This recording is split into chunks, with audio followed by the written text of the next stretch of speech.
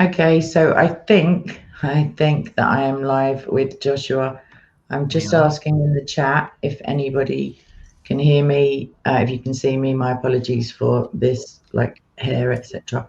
But that will all sort itself out apparently. So, yeah, I this is going to be problematic, but it's definitely live for sure. So, I don't know. Hopefully, everybody knows Joshua. They won't know the video from my channel yet, but from the main Soko channel, he's also discussed lots of times various issues with Paperboy. And yeah, so we are going to continue, and I will put the link in the description box eventually to our first discussion where we were working towards Satan, although not the way that sounds, but just theologically getting to a Jewish perspective on Satan as opposed to a Christian one. And I'm going to shut up waffling and welcome Joshua to the live stream. Hello. Hello, hello. Thank you. Right. So, with that, I think part of our discussion, you mentioned that you weren't very familiar with demons in the Bible because we went from Eden and then we were trying to progress to what and who Satan is, whether he's even the source of any badness, whether it's with like what's going on. Basically, Josh, I'd like to know the Jewish perspective on. We can start with demons and work our way up, I guess. All right then. So I found some very interesting things about demons. The earliest source, at least according to the rabbis, as to demons in the Hebrew Bible, is in Leviticus chapter 17, verse 7. There, the verse says, "V'lo yizbechu od zivcheihem," they shall no longer slaughter their offerings, laseirim, to the goats, asherhem zonim acherehem, that they are straying after them. Chukas olam tihyazos lehem l'dorasom. This is an eternal decree for them, for their generations. So it says, they shall no longer slaughter their offerings to the goats. Now, for some reason, all of the commentaries that I've seen explain that this idea of slaughtering offerings to goats is specific. It is actually nothing to do with goats. It's talking about a type of demon that a lot of pagans in the olden days used to slaughter animals to these demons, and they were known as seirim, which means wild goats. And according to various commentaries that I've seen, it's because people who would be loyal to these demons would the demons would appear to them like wild goats, which is interesting. Which is Yeah. why they So referenced here as that. That's the first thing. I just thought of Baphomet, obviously, I think, when you spoke about that, because I think in the Church of Satan in California, Satan is represented by a Baphomet, the goat-headed pentagram kind of dude. Also, I guess I'll bring up here that in Isaiah, uh, the pagan idols, obviously they're not God. We know that from the Shema even, but that Paul goes on to say, and referencing Isaiah, he says that, where are we? What does he say? He says, therefore, my dear friends, flee from idolatry. I speak to sensible people. Judge for yourselves what I say.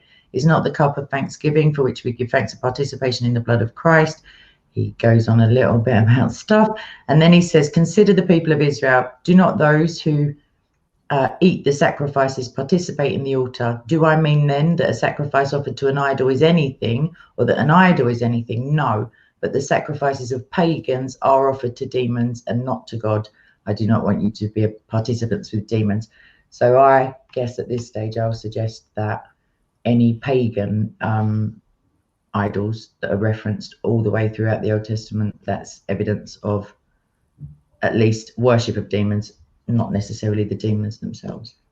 That is interesting, because I remember learning a number of years ago some rabbinic commentary from I don't know, maybe 800 years ago or something, that that actually explains that all of the references to idol worship, that they actually had some sort of power, these idols, because they were in fact these types of angel or demon type of force, this type of spiritual being. And the way I had it explained to me back in school was that it's kind of like somebody is trying to hack the system, right? You have a computer, you have the program, the way that things are supposed to work, right? The way it's supposed to work is you're supposed to do what God tells you, and and that is supposed to open up some sort of thing in heaven that will bestow down blessing to the earth. But there's a way of hacking the system where you can go round, that God has made this way that you're able to hack the system and go to these strange spiritual forces, whatever we may call them, and that seems to be what one of the big problems of idolatry is. It's something about hacking the system, which is why we see various times that worshipping the idols seems to actually do something. I see, yeah. So I also would then attribute the dark magicians in Egypt, whom God challenges with like he lets Moses pretend to be, someone who can turn sticks and snakes and interchange them. I guess. So I don't know how canonical Judaism is. I don't really know. I think I do know, but I think there are probably schools of thought that accept more as authoritative, like extra biblical, like mysticism or esoteric. I don't know, like old Jewish writings. Because if I'm right, I think that Lilith may be referenced as the first or the queen of, or something along those lines. But I think she's got a human origin. So that would be because God references creating the angels, but he doesn't say, I mean, Islam believes that Satan or Iblis created the demons in a very anatomically interesting and possibly X-rated way. I'm surprised. But yeah, I don't recall the process of how a demon comes into existence in the first place being explicitly referenced, and the live chat can correct me if I'm wrong, and you can also. So I haven't seen that either explicitly. I have seen Lilith, and she is hinted at in Isaiah chapter 34, verse. I've got it here. Hold on. Verse. There's also a Hebrew word which is similar, like not to be confused with. I remember when I was just sort of reading up on her. Yeah, chapter Isaiah 34, verse 14. So there it mentions various animals, and one of the animals mentioned is in Hebrew the word Lilith, and some commentaries take it in the simple meaning, which is that it's the name of some sort of winged animal. However, some of the most classical commentaries, like for example Rashi, I see here, and various others, explain that this Lilith is the mother of all the demons. She is called a Shador, which is a female demon, and she's the mother of all demons. And I saw various rabbinic, quite esoteric sources that talk about how before Adam was presented with Eve, he had been given Lilith to have children with, and that's where the demons may have come from, according to a few sources that I saw earlier. Yeah, I've got here, it says the Masoretic text, and then there's some very lovely looking Hebrew writing, which could just be a pamphlet, I know. But the translation is 34:14. It says, and shall meet wild cats with jackals, the goat, which I thought was quite interesting, because if that's like an allegory for, I guess, male demons, he calls his fellow Lilith. She rests and she finds rest. There she shall nest, the great owl, and she lays eggs and she hatches. Sounds. Yes. Yeah. So there's some that translate Lilith as some sort of winged animal, and I forget what it is because I don't have the English here. Yeah. But Liliot. Most of the commentaries do say the mother of the demons. Sorry, that's who Lilith is. Right. So I wonder. I guess because it's not in the Bible, if it depends, I guess. If she truly is how she's described in those texts, it's possible that the propaganda, her backstory, I don't know what to call it, could be demonically influenced in the first place. And obviously, I don't recall God ever mentioning that He created another first female, or proposed one. So one thing I did find was a drush made. A drush is kind of like an eisegesis, like some sort of inference that the rabbis do. I've talked about this a few times with Paperboy. That in Genesis chapter 5, verse 1, it says that Adam begot a son in his image, like in his likeness, right? And the inference that the drush that some rabbis make, and I can't remember the source, see if I can find it, was that yes, it's this is brought in tractate in the Babylonian Talmud in Eruvin 18b. So it says there, Rabbi Yirmiyah ben Elazar said, all those years during which Adam was ostracized for the sin involving the tree of knowledge, he bore spirits, demons, and female demons, as it is stated, and Adam lived 130 years and begot a son in his own likeness after his image, and called his name Seth. By inference, until now, the age of 130, he did not bear after his image, but rather bore other creatures. That is one source that I found about this. I have another source just popped to my mind, and I do remember arguing with Paperboy about it, funnily enough. But so what I did is I went through the Bible and I looked for any references to other writings and other stories that everybody else seemed to know what was being referenced, but they're not included in the canon. And there's one that is the story of Adam and Eve after their expulsion. That is definitely a Jewish, like early-ish Jewish text. And that, the odd thing about that, because the discussion I was having was surrounding Satan's involvement in potentially Cain, because Cain obviously becomes the first murderer, and Satan is a murderer and a liar from the beginning, as it were. But in that extra biblical story, obviously, it says that when Cain was born, his face was glowing and he jumped up and ran off and got some food for Eve, as one does when one can like fully walk and run as an infant. But it doesn't mention Lilith again, and it does mention Adam and Eve by the time of Adam's death, I believe, having, I think, thousands at least of descendants within those times. So I guess I could do some more research on that, although I don't know who I'd trust. If it's not in the Bible, it's kind of, I don't know, a little bit dicey. So we've covered potentially are you saying, is whoever you're quoting saying that Adam is the father of all living, Well, he doesn't say all, but he does. Not all, I mean human, spiritual, and other than angels. So he certainly does say that he bore spirits, demons, and female demons. He doesn't say all, so I don't know. That seems to be the only. But the inference is not with Eve, then, I guess. But Seth is referenced in the Bible as being Eve's child, for sure. So I had seen another source, I can't find it now, that that Lilith was this female demon who Adam had bore these demons with. So it would mean that. I will definitely go and research it, because I don't know why I thought it. Maybe it was an assumption on my part, but I thought she started off as a created like human and then descended, it like was transformed by either sin or I don't know why. I guess I just thought, well, these are the only created beings and only angels and humans. I haven't heard that. I haven't seen that in any of the sources that I've seen. Obviously, there are a multitude of different sources that I have not seen, because there's just so much out there.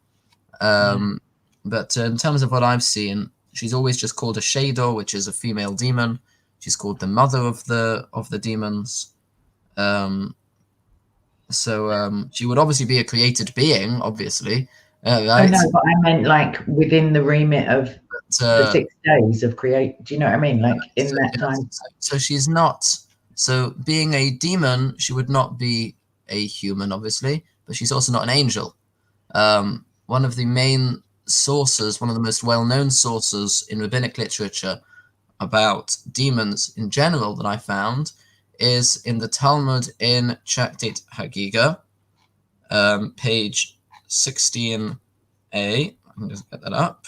It says there that it says 6 statements. The sages taught 6 statements were said with regards to demons. In 3 ways they are like ministering angels, and in 3 ways they are like humans. In 3 ways they are like ministering angels as follows: they have wings like ministering angels, and they fly from one end of the world to the other like ministering angels, and they know what will be in the future like ministering angels. Should it enter your mind that they know the future? Not even the angels are privy to the future. Rather, they hear from behind the curtain when God reveals something of the future, just like ministering angels. And in 3 ways, they are similar to humans. They eat and drink like humans, they multiply like humans, and they die like humans. Okay, but that still doesn't, because it just crossed my mind that the train of thought I'm going on is definitely heretical, I guess.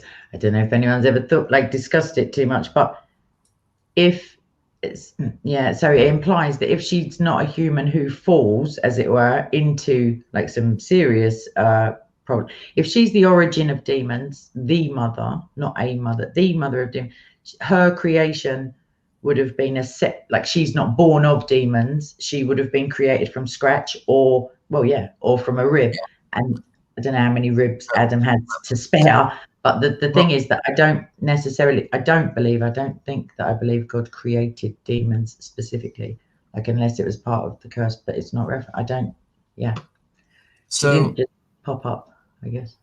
So you would believe that she's uncreated?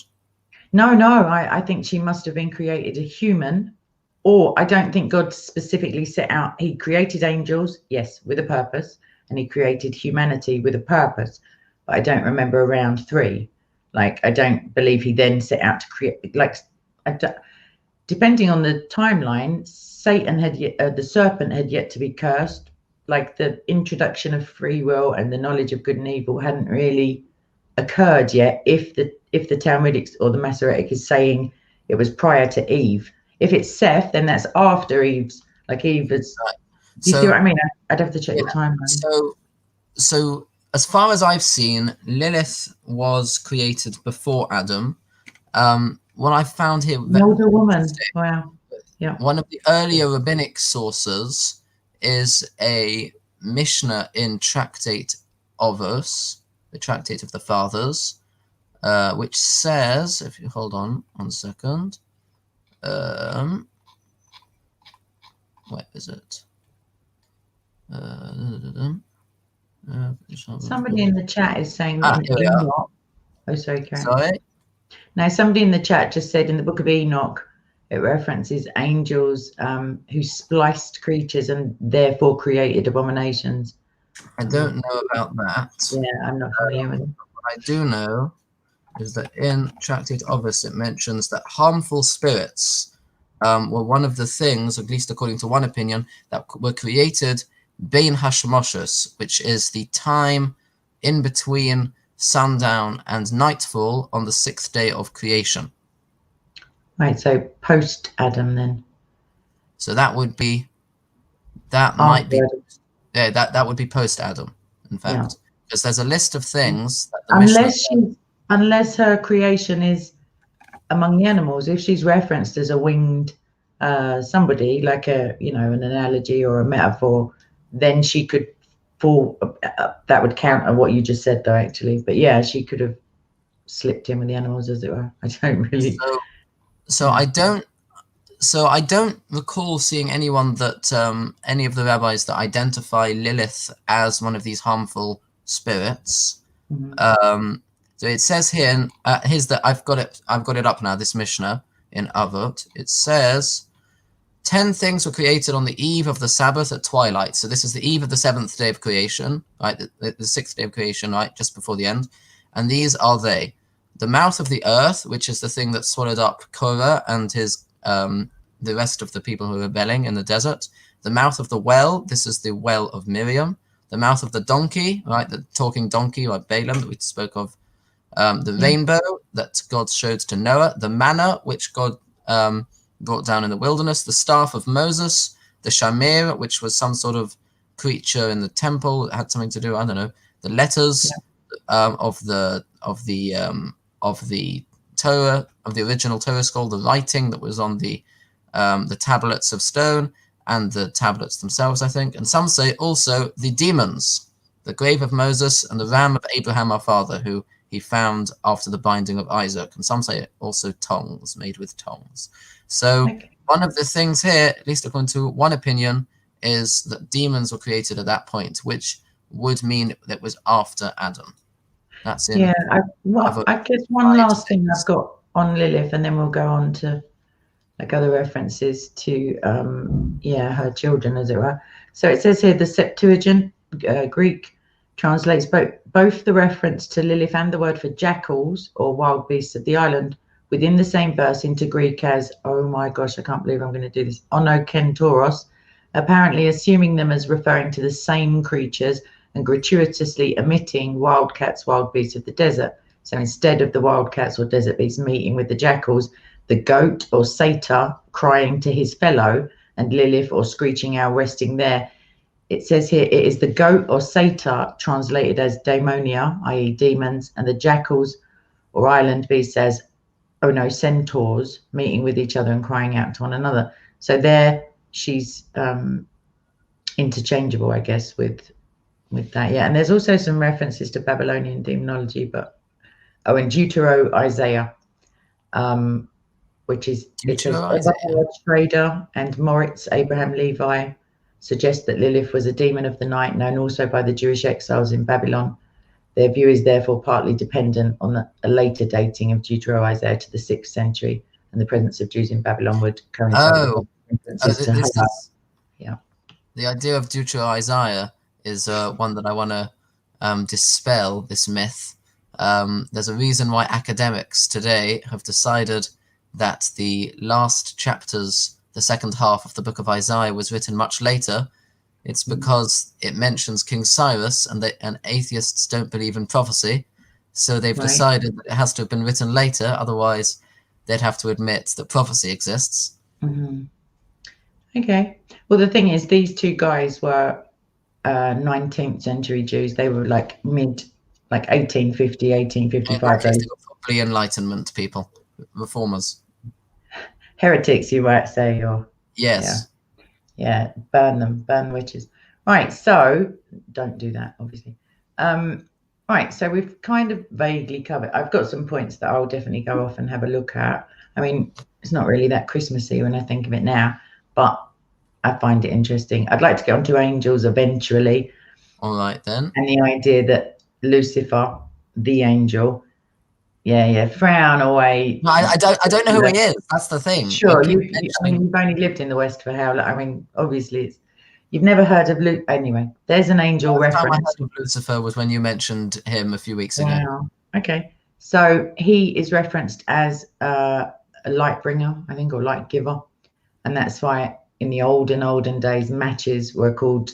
The slang word was a Lucifer because you got a light from it, and the morning star. And then he is the angel who becomes Satan after there's a war in heaven in the New Testament, and Michael and his angels cast out Lucifer and his followers, or camp, and then he's also referenced as a dragon, and he is called the accuser of the brethren, a liar from the beginning, a murderer from the first. Like, he's the big bad guy. Is this in Revelation? Revelation is I think the war in heaven. Yes. All right then. So we'll come back to that. So anyway, right. So in terms of Satan himself or itself, what's the Jewish position, or the main, or the one that you hold to? So the Jewish position on Satan is that Satan is an angel with a specific purpose. And it's important to note that the word angel in Hebrew is malach, which Yes. means messenger or representative. And that is because angels, as I probably mentioned previously, carry the messages of God, and they do missions for God, and that's their entire existence. So Satan, just like any other angel, is a messenger of God. He has a specific mission. Now, his mission is lesoton. That means as a stopper, as an adversary, right? As a stumbling block for man.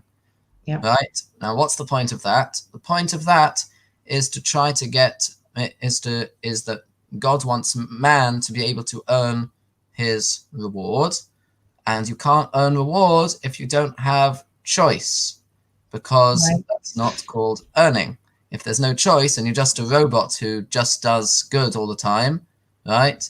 Then there's no earning. You've not done anything. You're just a robot. You're doing what you've been programmed to do. So God's given us a choice, as we see in Deuteronomy chapter 30. I put before you life and death, good and bad. Choose life, right? He's given us a choice. And Satan is constantly trying to get us to slip up in order that that we have this choice, right? Satan does a very good job of it. He's an angel who's done a good job of himself, because of made a good name for himself. Because of the fallibility of man, that we are so often tempted. Okay, so just as I was listening to you, the Christian perspective on the free will, basically, and like being an automaton, I guess, as opposed to a human being with free will, is still that we can do nothing pleasing to God, basically, because Christians believe that as a result of the curses in Eden, we are fallen from any grace that would save us by grace alone, as it were, until the sacrifice of Christ atones for that. So in the other space, I don't think there's anything outside of God's sovereignty, obviously, but in Job, I don't believe there was an angel created, because I'm a Christian. I don't believe that Satan started off with his name, as it were, because God is apt to change people's names depending on their actions and their, like, what's coming for them. But he is expelled, although he has free reign to walk around in heaven, we see in Job. Right. And I think that the fact that he has to kind of, not cajole, but he asks God, like, do you want this wager, basically? Like, can I go and tempt this guy because I hear he's big in the game, and let's see if I can corrupt him. And even though God acquiesces, it's because obviously, ultimately, God knows the end of the story. But I don't know. Can you try and convince me, I guess, as to why God would create somebody who is in obstruction to, like, was it a result of the curse of Eden? Like, I don't. So he had the purpose from prior to man falling. Is that right? I would say so. Yeah. Before man fall, was Satan doing anything? Because you don't believe he was the serpent. Yeah, because he wasn't the serpent. I would assume not. Chilling, waiting to grow into his name, sort of thing. That, or either that, or God created the Satan after the sin. That's also possible. Right. Okay, so he's referenced. So with the king of Tyre, which we briefly touched upon prior to, like, me pressing the button, as it were, I've got an exegesis, a Christian exegesis, obviously, that says, our text says, okay, right. So that's who is Lucifer, blah, blah, blah, blah. Right, king of Tyre, do excuse me. Okay, it says here that some have suggested that these verses may actually be dealing with a human king of Tyre who was empowered by Satan But the rationale for the conclusion that the later verses of Ezekiel refer to the fall of Lucifer, and the first 10 verses speak about the ruler of Tyre. It says here, many scholars believe that though there was a human ruler of Tyre, the real king of Tyre was Satan, for it was he who was ultimately at work in this anti-God city, and it was he who worked through the human ruler. And therefore the verses 11 onwards that speak about, I think that reference the cherub. Yes, they do. I don't know. Yeah.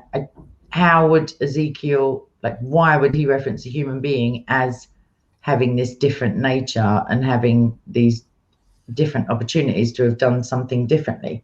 Like, do you see what I mean? Like, why berate him? Because he's saying you had this, you had that, you were the glory of, you know, I should read the verse actually, but anyone wondering, it's Ezekiel chapter 28. Yes.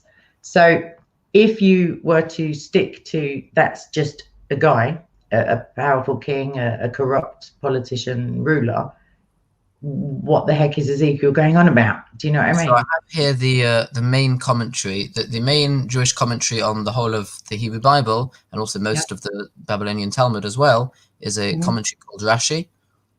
You may have heard of him. And he says as follows. So when it says in verse 13, you were in Eden, the garden of God. So Rashi comments as follows: in Eden, the garden of God, with much goodness and pleasure, you enjoy yourself as if you were dwelling in Eden, the garden of God.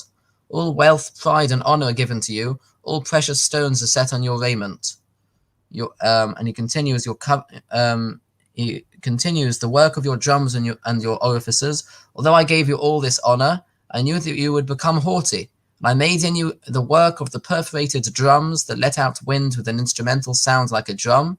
And these are what you should have contemplated about. On the next verse, in verse 14, he explains, you are a cherub of great measure that covers. This means you are a bird of measure, i.e. the huge bird that covers a large sea with his wings, i.e. you rule over a large dominion.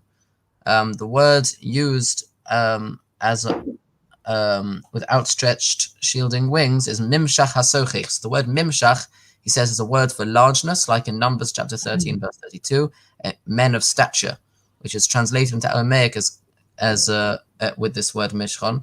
And I gave that to you. You are on the mount of the sanctuary of God. And I gave you a place to acquire a name for yourself in the edifice of the mountain of my sanctuary, for you assisted Solomon with the cedar wood. You walked hold on. Whoa, a point of order, as it were, Sorry. Mr. Speaker. But so he's talking to a human being in the time of Ezekiel, and he's saying that this guy who's clearly immortal, he's not Melchizedek, he's not anyone like special, as it were. He's talking about him being on the holy mountain, and it's a different time, like it's a different chronology. Like he would have to be pretty old and pretty well traveled. I would assume that he's talking about the king of Tyre in general. The king of Tyre now? You're saying he's talking to the crown rather than the person? He's talking to the Tyre is fallen, am I right? It didn't start out as so at this point, is Tyre fallen? I would assume so. Yeah, it didn't start out as like that I'm seeing here is that Ezekiel is talking about Hiram, the king of Tyre, back in the days of Solomon. Right. Which is interesting. Yeah. They would say that, but that's what they say. The thing is, I'm a little cautious in terms of Jewish commentary, because it's like there are so many different arguments that have gone on that may crop up again. That, do you know what I mean? Like you follow a certain rabbinic school, and then I don't know. Like obviously it happens in all religions, but I wonder that there's only one truth, obviously, but then people are able to make such convincing arguments for stuff. And then if you look at maybe another rabbi, he's got a completely different view. Well, do you find that you, I don't mean to say you would just swallow any information, but do you, the rabbis that you do follow, or the school of thoughts that you follow, is it all kind of laid out already, and then you choose to accept or reject those considered arguments? So we have a principle called Emunas Chachomim, which basically means loyalty to the sages. So what is it? What this means is this is an often misunderstood idea. Basically means that we have to, whenever we approach these kind of commentaries of the sages, we have to approach it with tentativeness, with a bit of humility, and realize that we're probably not as holding in all of Scripture and all of the different books as they were, and to not try to get our own personal beliefs into it. We just need to try to understand what it is they're saying and why it is they might be saying that. Whether or not we have to use that as our own personal opinion is probably irrelevant, because our personal opinion is irrelevant when we look at Scripture, because what matters, as you'll hear Rabbi Tovia Singer say a lot, is what God wants, is what God thinks. Yeah. So it's not really about what I think. It's not what about the rabbis think. It's about what God thinks. The rabbis are telling us how they interpreted it, and I'm just relaying what they interpreted, because this is considered, because when we look at these things and we're trying to understand them, a good source of information, at least according to Judaism, it's a different argument about rabbinic authority, is to have a look and see what the rabbis have said in the past. Sure. But do you go initially to the Scripture, and then if you have concerns, go off to the commentaries? So the best way to do it is to go initially to the Scripture and try to get some sort of understanding, and then have a look to see what the commentaries are saying and try to understand why they're saying what they're saying, because they didn't just talk for nothing. Yes, that's true. I mean, they do all right out of the talking, though, don't they? To be fair, they write all these lengthy books and lengthy commentaries and all this stuff, and ink was very expensive back in the day. There's a story told. I don't know if it's true or not.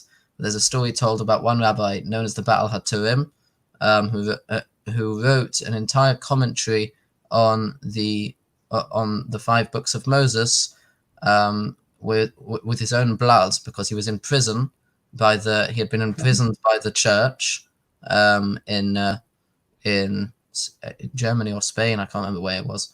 He had been put in prison, and he wrote out his commentary with his own blood on the walls of the prison, and then he memorized it and wrote it down later.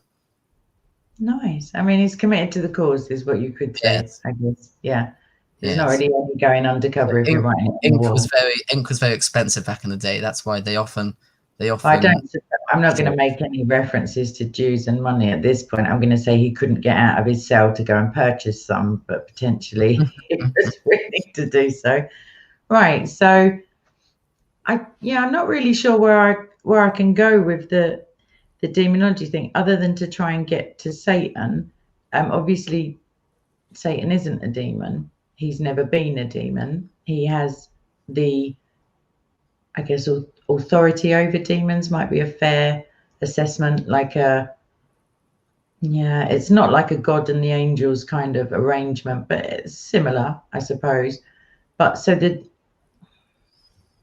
if Satan is an angel who is created as Satan, how is the worship of idols, which is attributed to demons, does that tie in within the Jewish understanding with Satan? Are they ultimately worshipping Satan because obviously there is no other God, or are they worshipping these actual demons? Idols, right? The demons. Yeah. So idolaters. So I've never heard of any rabbi reference, and I've never read any Jewish source that mentions the idea of worshipping Satan.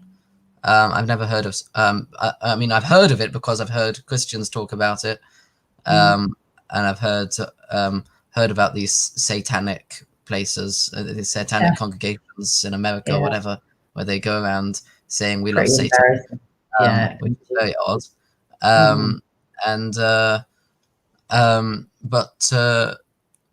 No. So when it comes to people worshipping idols, we would say that they are worshipping these demon powers, or these backroot angels, like trying to get around the system.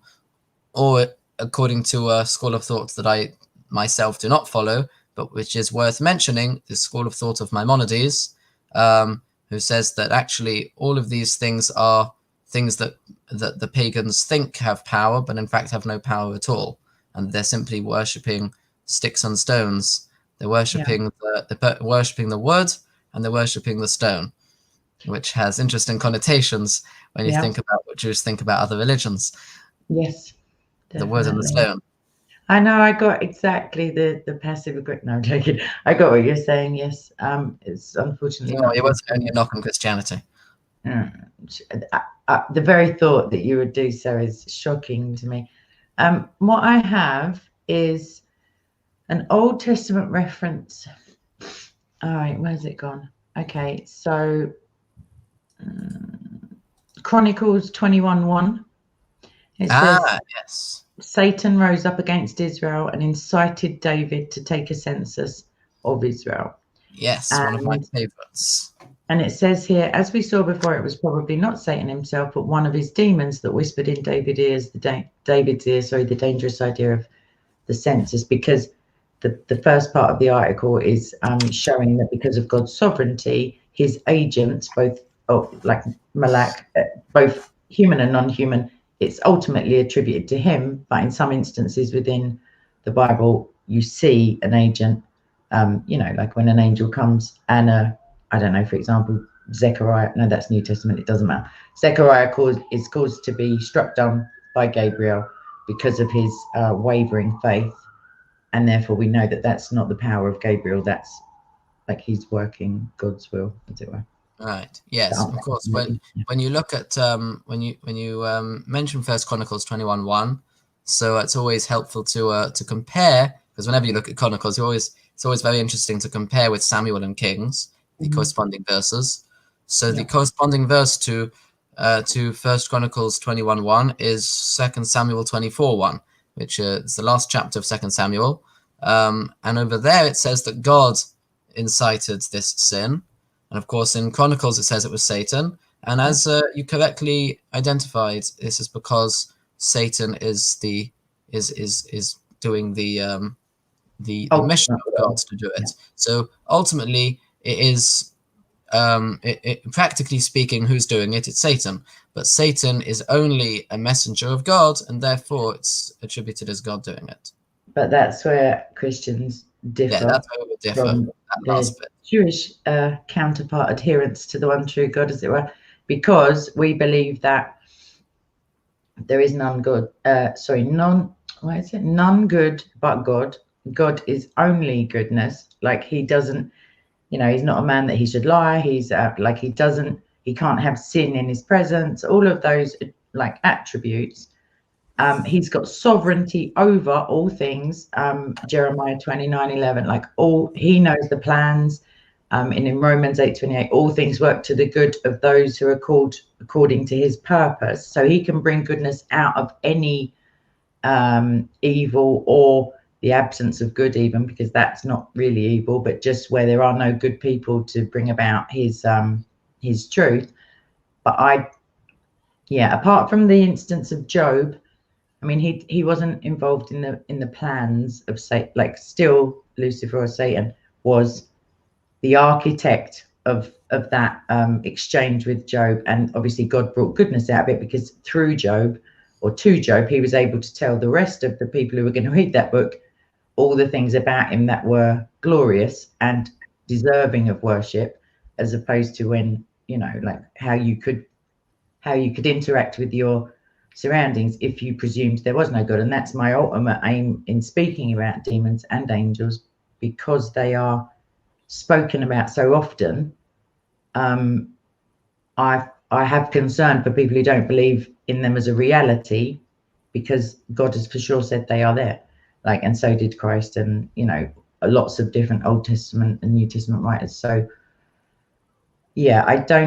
Christians don't believe that God sets forth there is something in the, actually I'm fibbing, there is something in the Old Testament where God acknowledges that he is the creator of, but I as a Christian take that to mean he's the creator of Lucifer or Satan, and therefore he's not I don't believe he's the source of the evil. I think one of his creation is the source of that evil. But surely if God is the creator of the so-called source of evil, then Yeah. that means that God is the source of evil.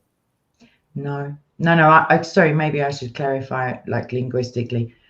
I believe that similarly to Adam, God already knows the outcomes of all the free will choices, but that he desires, his initial desire was that mankind would not fall from grace, that Satan would not rebel, that there would be no war in hell. Like, I'm not saying it can go against his express wish, but what he desires for us is never ever what we do, because we're ridiculous.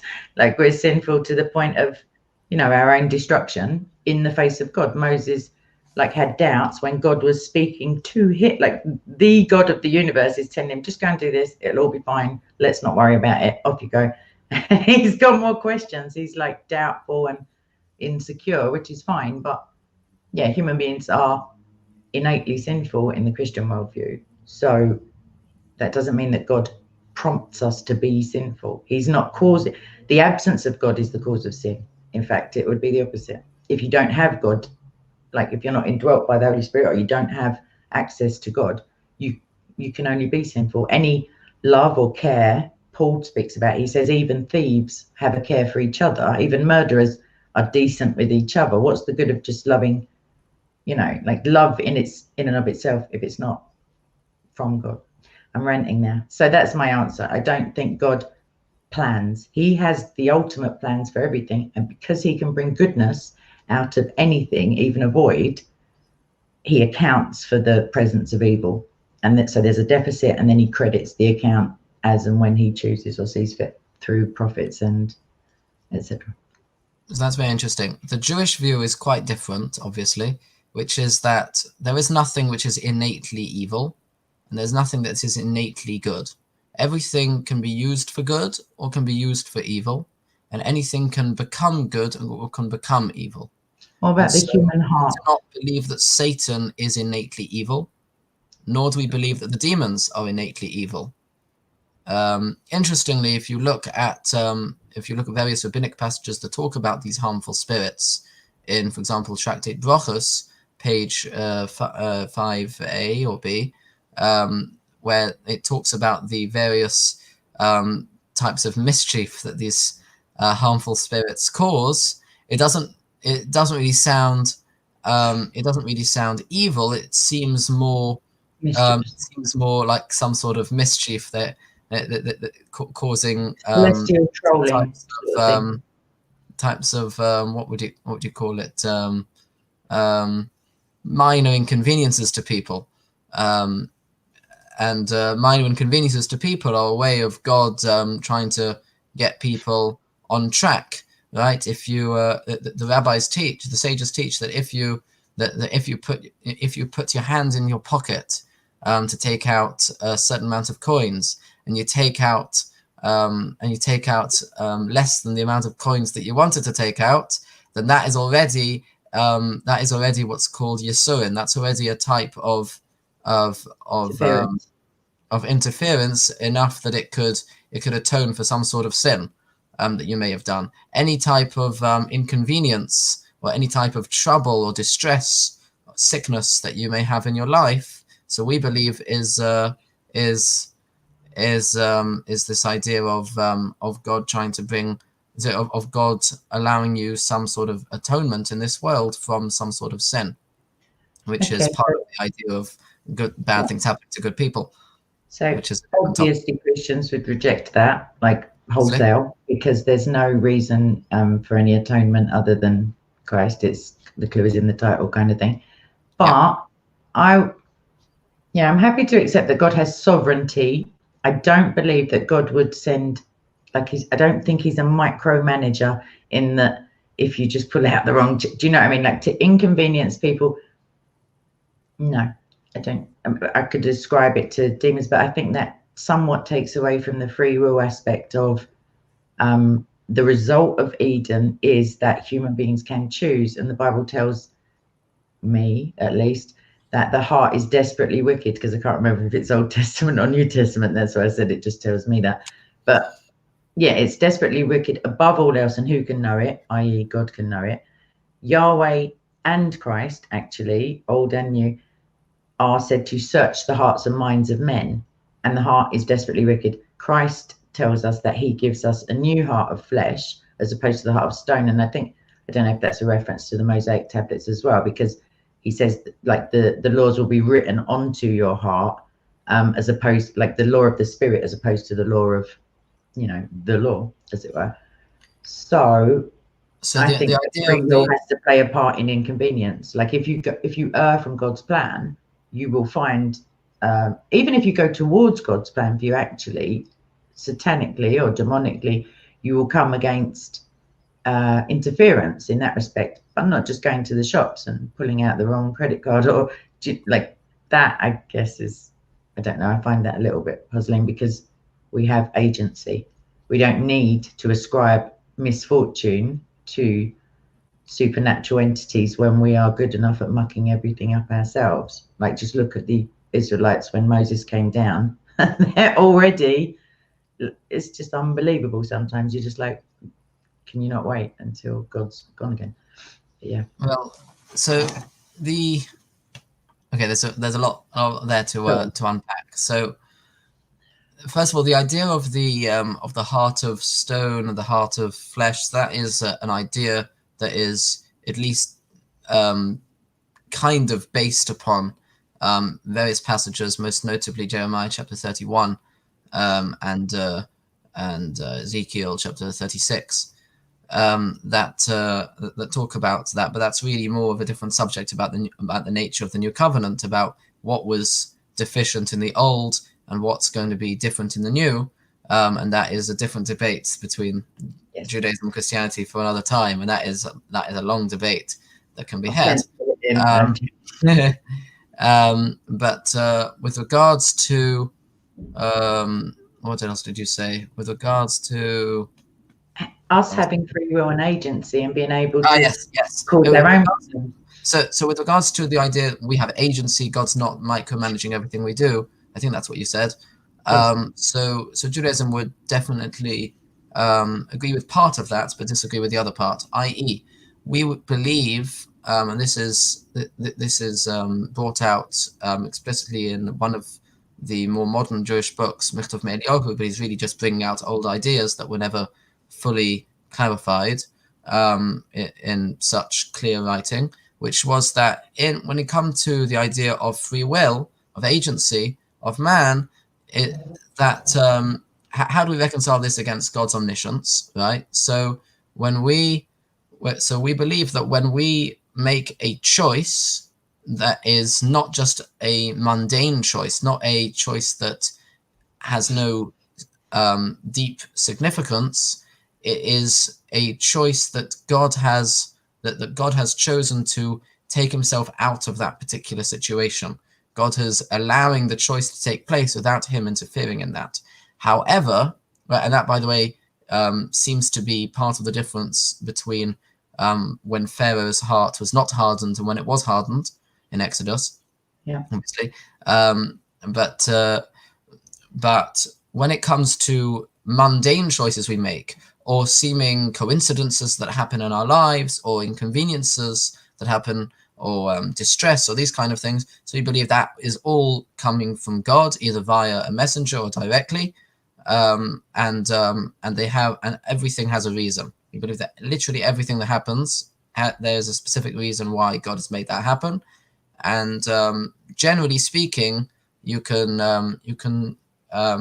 identify that those inconveniences that happen to you are a message from God saying, either this is some sort of atonement for a sin that you did, or it is some sort of message from God saying, you need to up your game. Basically, you need to do better in some sort of area, and you need to try to take something from it. And of course, that's a very difficult thing to do. You need to be on the level to be able to take a message out of every little thing that happens in your day, and that's a very difficult thing to do, a very high level to be on.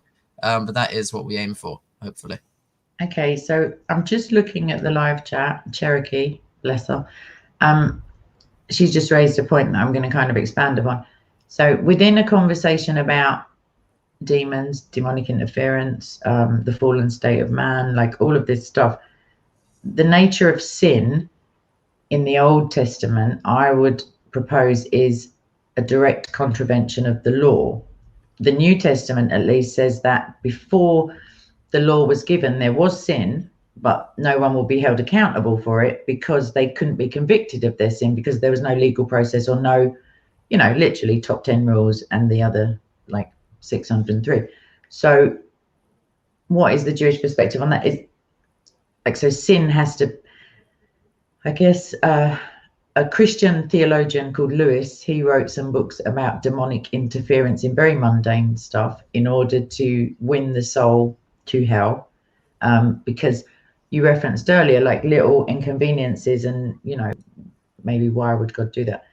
I guess from another book that I've been reading recently, a fiction book, the demon says that he created the M25 motorway in order to have low-level frustration and irritation on thousands upon thousands of humans. They then go home and take it out on their wives and their cat and their, you know, and it just spreads out exponentially, this bad vibe propensity to badness because of this small irritation. So I can accept that the way that God has an overall plan, there is some benefit to demons, I guess, or evil or sin. Like, no, sin, we're the sinful ones, but yeah, to just put a stone in the shoe of anyone. Any saint can be just like pulled off the road, as it were. I don't know where I was going with that. Yeah, so sin. Do Jews believe that people before Moses brought down the tablets are going to be convicted or needed to atone? I mean, those who died before it was, you know. So we do believe that that already from the time of Noah, we have the 7 Noahide laws that we believe God gave to Noah, this covenant with the rainbow. And what was so whenever you have a covenant, you have 2 sides, and you also have a sign. So the sign was the rainbow. God's side was, I'm not going to destroy the world with a flood again. And what was the people's side? The people's side was basically don't murder, don't steal, don't do sexual immorality, don't take limbs off of living animals, establish courts of justice. So what was missing? Just out of interest. Sorry? So you have 7 Noahide and the top 10 Mosaic, as it were, like the big 613 ones. Commandments. No, but I mean the 10 Commandments. Yeah, so the 7 Noahide and just because I'm pretty sure that all of those 7 were replicated within the Mosaic. But what's the deficit between the 10 and the 7 at least? Like, so you mentioned no killing. No killing. Setting up laws is not dishonoring parents. Like, so what's kind of so the first commandment, of course, is I am the Lord your God. Right, that's of course the command to be loyal to God, to be faithful to God. That is not one of the 7 Noahide laws. I think it's pretty obvious. If you're the only human being left, you, your 3 sons, the wife, like yeah, we know it's you because he's just demonstrated his absolute authority. So we believe that the 7 Noahide laws to this day are incumbent upon all mankind, and the Sinai covenant is merely is kind of like an upgrade. Mm-hmm. It's a bit oversimplified, a bit cocky. Do you have to pay a higher tariff? I mean, no, you have it much easier than us. Well, I don't have it any. It's not about the ease, which is just that I don't have any spotless lamb at all, apart from Christ. If you see what I mean, there is no. I'm talking about in Jewish theology. In Jewish theology, a Gentile has to do a lot less in order to go to the Jewish kind of heaven. We don't really have a heaven, but whatever it is. And I would suggest lovingly to you, as it were, and in all good faith, that may be because of the poor behavior of the Israelites and God's desire to just irk them a little bit by, inviting Gentiles in, as it were, to the arrangement, like making. I don't think that's anything to do with it, because a Gentile. Well, it's easier if you're not.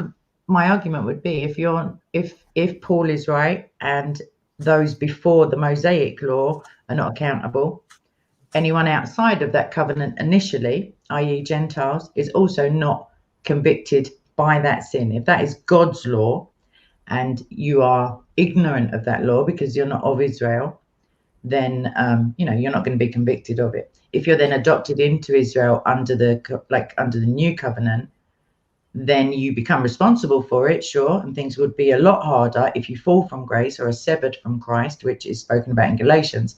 But other than that, you're not doing any atoning in and of yourself. You can't work towards it. You can't make God love you more or less. You can only, be washed by the sacrifice that's already been given.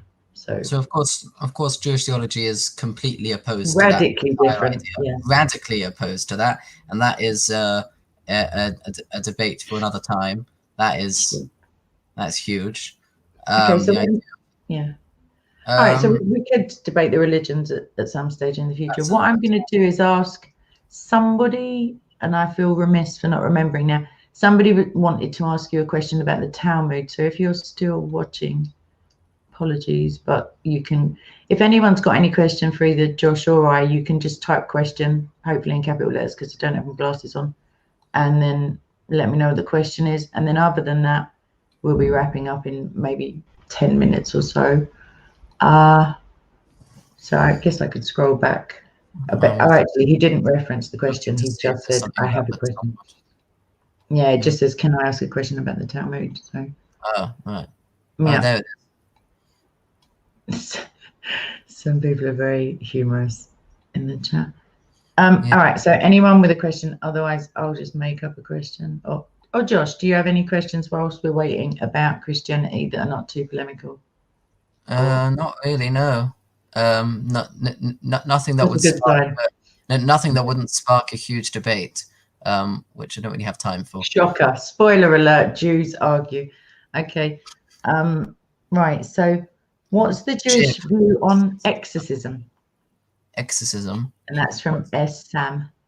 What's exorcism? Exorcism is the casting out of demons from a human host. Possession is when you're taken over by demonic forces, and then so we do have a concept similar to that. It's called the concept of a dibuk. A dibuk is some sort of spirit that takes over a human body, and I don't know how they get rid of a dibuk, but I do know that there are stories of rabbis from the past who had to deal with getting a dibuk out of people.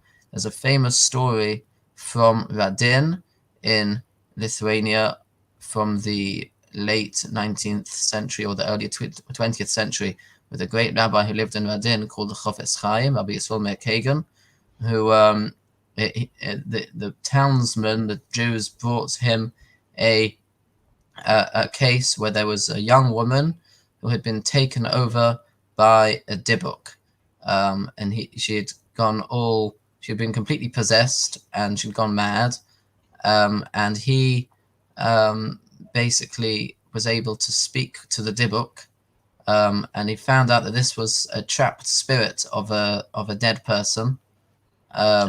Ghost possession. Yeah, who had taken over her body, and needed some sort of thing in order to go away. I can't remember how I don't know how he got rid of it, but he did. Yeah. That's the story anyway. So in the New Testament, Christ casts out demons into a herd of swine at one point, and they rush off and commit suicide, as it were. And there's the speech of demons in the New Testament. We'll maybe get to that another time. They identify themselves as a multiple entity, I guess. He says, his name is Legion, for they are many. With, I suppose, ghost possession. I hope that answers your question, Sam. I'm not it sounds pretty similar to the churches. I mean, exorcism is usually performed by a member of the clergy. There are certain prayers that are used as standard to not necessarily bind, but to abjure, I guess. I don't know, command the demon to, more Airbnb than squatters, just sort of leave now, and maybe it'll be fine. I'm not really sure because I'm not a priest. So, any other questions? Yeah, dibuk. I will look into that word actually. Okay, so I'm not. Okay, Some things are called unclean for you. I guess he's talking to you because he references food, and Mark chapter 7 says that's not the case for me. Are some things unclean for God? There's an emotion of disgust. The land vomited them out. So are like unclean as in impure, repellent, I guess, yeah, or yeah, not to be tolerated. I would say sin is unclean for God. I mean, If that's not too obvious. I mean, it depends what it means by unclean, and of course, unclean to a human is not the same as unclean to God.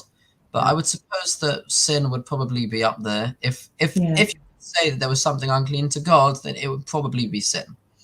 Yeah, I think we both agree God can't be defiled, as it were, like as in his essence, but for sure the Bible says he it's not that he cannot be in the presence of sin, it's that sin cannot be in the presence of him.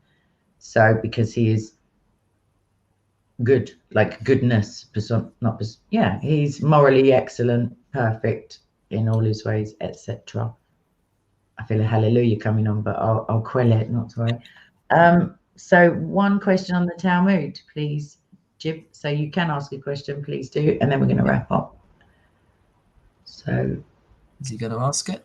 He's typing diligently, I guess, as we speak. Hopefully. Right.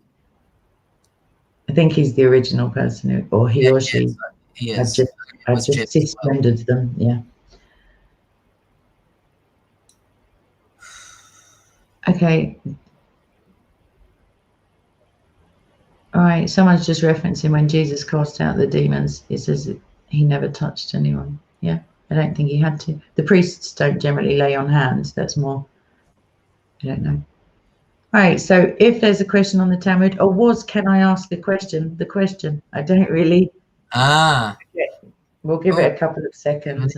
Messiahs, Ben Joseph and David. Yes, I do. I do believe in both Messiahs.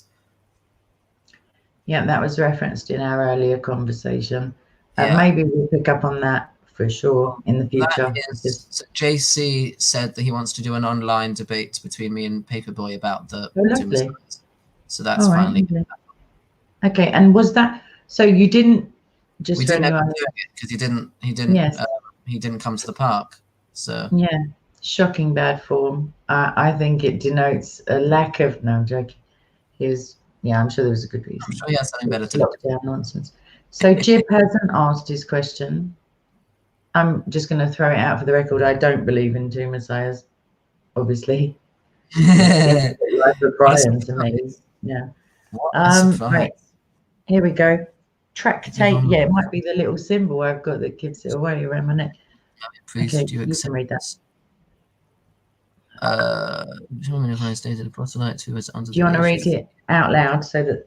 Okay, so Jib has said, Tractate Yubamoth says, folio 60b, Rav Shimon ben Yochai stated, a proselyte who is under the age of 3 years and 1 day is permitted to marry a priest. Do you accept this?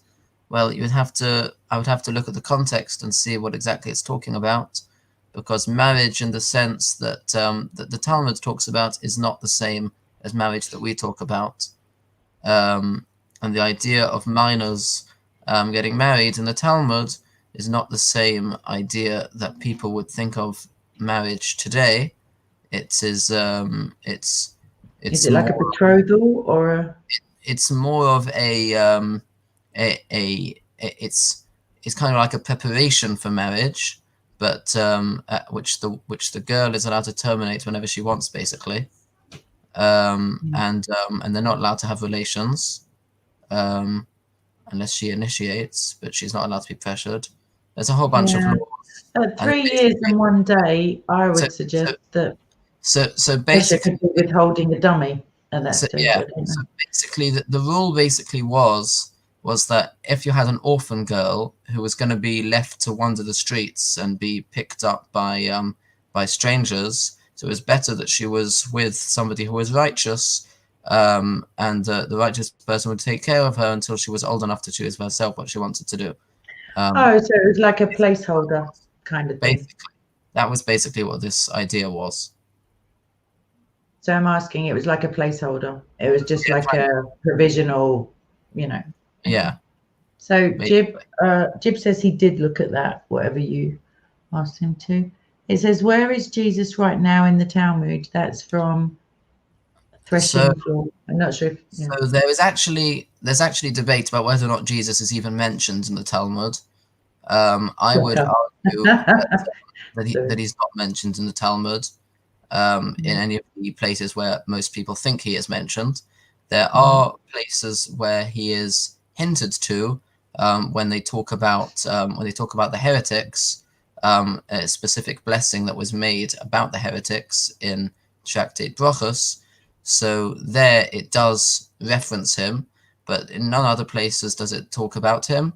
And the reference the Threshing Floor is talking about is a place where it talks about a certain person who is said to be boiling an excrement, but there is no evidence whatsoever that that's talking about Jesus. And I've not heard any rabbis who think that that is talking about Jesus. All I've heard is... You also think, correct me if I'm wrong, you also think that no one can know his name, so it would be difficult to directly reference him. Do you know what I mean? Yeah, we don't know what Jesus' Hebrew name was. A lot of early rabbis used to refer to him as Yeshu, not because they thought that was his name, because it was a derogatory thing. Yeshu is an acronym that stands for Yamach Shemo V'Zichrono, which means may his name and memory be blotted out. So that's what they used to call it. Is there a Yah in there? Is there a YAH in the anglicized version of that spelling? It's 3 letters. Yud, Shin. No, the longer thing that you just said, the condensed insult thing. Shemo V'Zichrono. It's completely different from God's name. Completely different. I was just double checking that you weren't all going to be boiling in certain fecal matter. Okay, so on that very Christmassy, happy, like weird note. Okay, there's one more question from Jib, and then I'm going to put my foot down.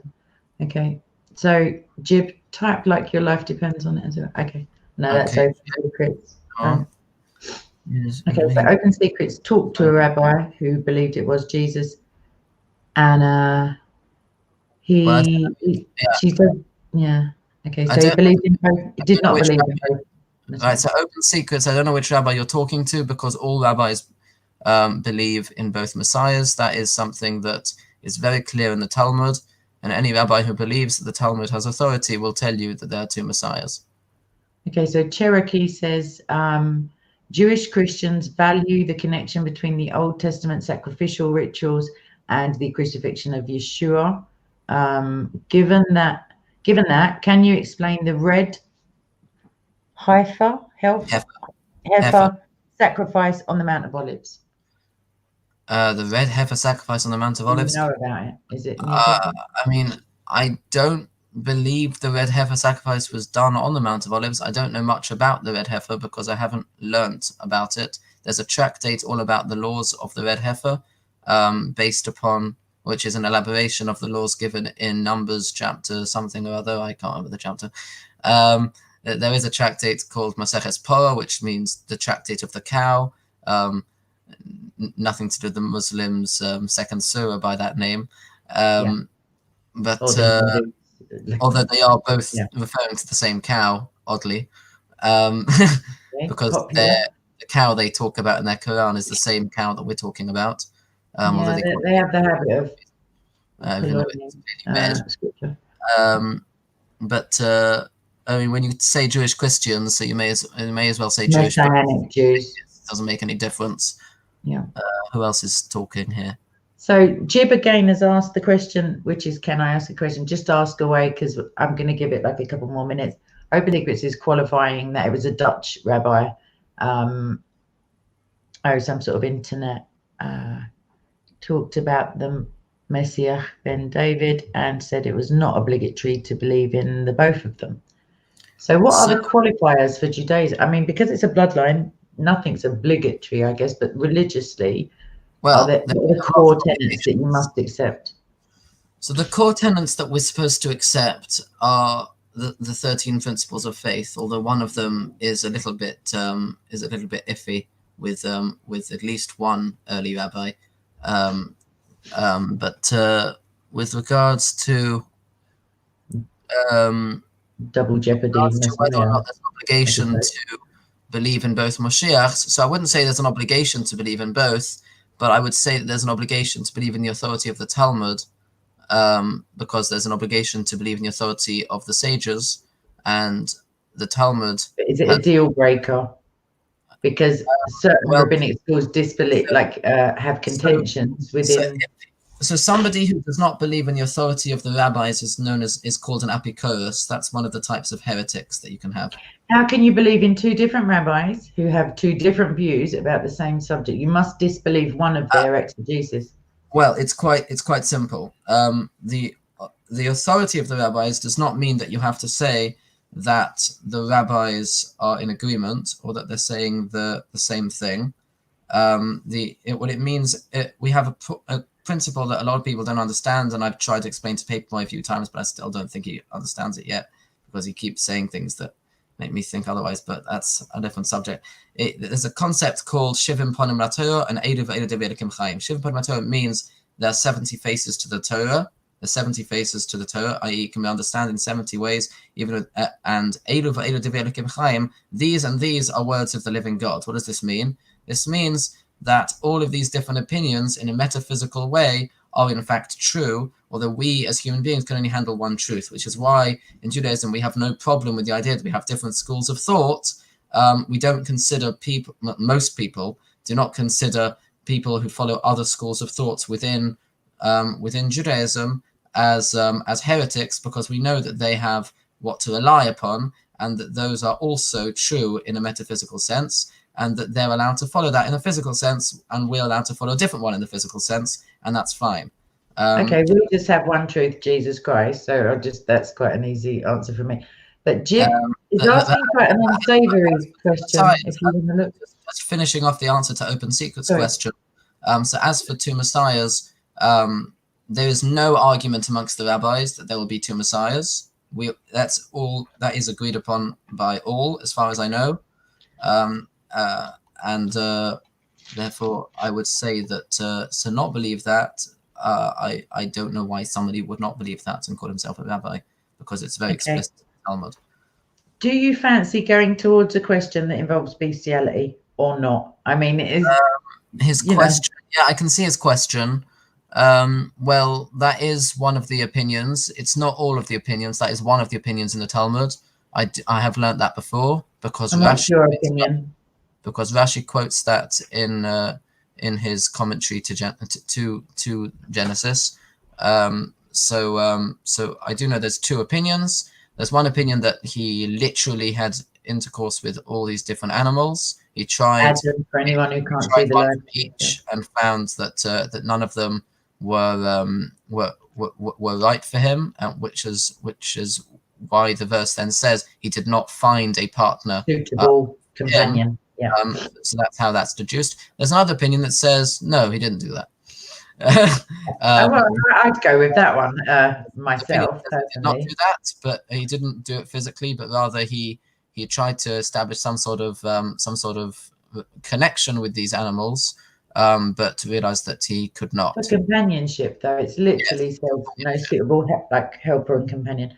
So on that bombshell, because I can't believe that's pretty left field, to be honest. I mean, it could account for Lilith and I don't know. We've just done a full circle, but no, I'm going to go with no, because Genesis uses a rarely used reference to knowledge, as it were, like Adam knew Eve, and then along comes baby number one, and baby number two after he knew her a bit better.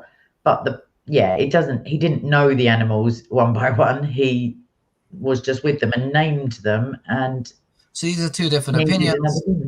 These are two different opinions. Take your pick. Like I say, wholeheartedly on the side of no. He didn't know. He didn't know the difference between good and evil at that point. But I don't think he was that gullible. But anyway, that's my opinion. Okay, so it wasn't yet evil. Well, let's not start up another debate. But you said. Well, the thing is, you said to me before that Adam's motivation in partaking of the fruit was so he could prove himself more righteous. But I think I did suggest to you that if he didn't know the difference between good and evil at that point, why would he be trying to, I don't know, it seems to me an odd position to take. You're the only human. You can't compare yourself to others and say, I'm not pleasing enough to God. Do you know what I mean? No, you're already perfect. that's not really what I meant when I said that. What I was saying was that because the principle of earning your reward, and God wants to reward the human beings. So in order to earn reward, it's much better to earn if you have an inner fight. It's a much greater service of God to, at least in Adam's eyes, Adam's pre-sin eyes, to go against God's. To try to earn with in a struggle than to earn with an outer struggle. And where he went wrong was, well, God told you not to do that, so you shouldn't try to make your own calculations like this. Yeah. Ezra, you can ask one quick question. And just while, I don't buy that at all. I know you're not selling it, but I don't buy it. No, because we're told that Eve is the one who succumbed anyway. So Eve would have had to have the inner machinations of, I'm going to impress God even more. And it says that, and God saw that it was good. And for God, who is one of the definitions of good, is moral excellence and perfection. So God saw that it was good. He didn't show any displeasure in Adam. He didn't imply that he didn't send any little demonic influences to miscount his change. Like, he didn't have any pockets, obviously. The point is that, I don't see what would have spurred him onto this other than maybe some lizard who could talk, like just sniffing around on his legs. So Ezra, the last question is for you, Josh. I'm not explaining Daniel 9. I have. No, that's a pretty big question, Ezra. That is a massive question. I'm not explaining Daniel 9. I have to have supper because then I've got a learning arrangement with somebody in about 26 minutes. Excellent. About half an hour away. Roughly 26 minutes. I'm going to have to stop now. All right. So everyone in the chat, thanks ever so much for watching, listening, liking, subscribing, sharing, repenting, praying regularly, worshipping the one true God, etc. Anyone who doesn't get on board quickly, because no one knows when he's coming back. And other than that, thanks ever so much, Josh. I hope you enjoy your evening. I've kept you over time, and I apologize for that. Are you going to be around on Sunday? Yeah, that's fine. Excellent. All right, we'll continue this in the freezing cold. Excellent. All right then. So I have no idea how to end the stream. Yes, I do. Brilliant. I just saw the button. Right. So, all right. God bless. Subscribe to both Kay and my channel. Yes. What's your channel name? Just let me know, or let everybody. Jews at the Corner. Please like and subscribe when I put this on the channel. Excellent. All right. Well, send me the link and I'll put it out in a little post or whatever. All right. So I'm going to end the broadcast. Josh, you'll still be there, but these people won't. So God bless you, and I'll see you all soon. Bye-bye.